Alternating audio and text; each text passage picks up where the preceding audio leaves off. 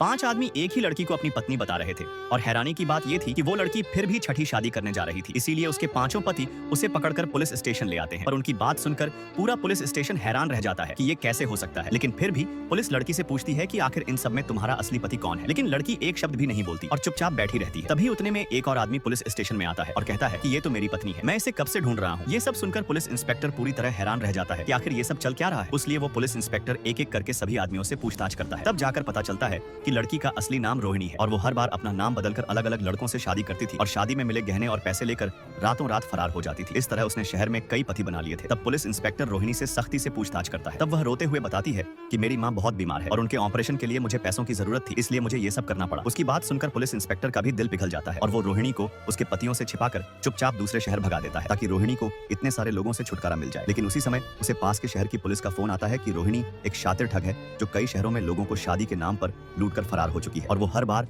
अपनी माँ की बीमारी की कहानी सुनाकर लोगों को धोखा देती है, लेकिन उसकी कोई माँ नहीं है। तब वो इंस्पेक्टर रोहिणी के बताए हुए पते पर पहुंचता है तो मकान मालिक बताता है यहाँ इस नाम की कोई लड़की रहती ही नहीं है। ये सुनते ही इंस्पेक्टर के पैरों तले जमीन खिसक जाती है और वो समझ जाता है कि लड़की मुझे भी चूना लगा गई और रोहिणी को भगाने की वजह से उसे सस्पेंड कर दिया जाता है। लेकिन इंस्पेक्टर हार नहीं मानता और वो रोहिणी की तलाश जारी रखता है और ठीक 1 साल बाद उसे रोहिणी एक मंदिर में दिखाई देती है जहाँ वो एक और आदमी को शादी के जाल में फंसा चुकी थी।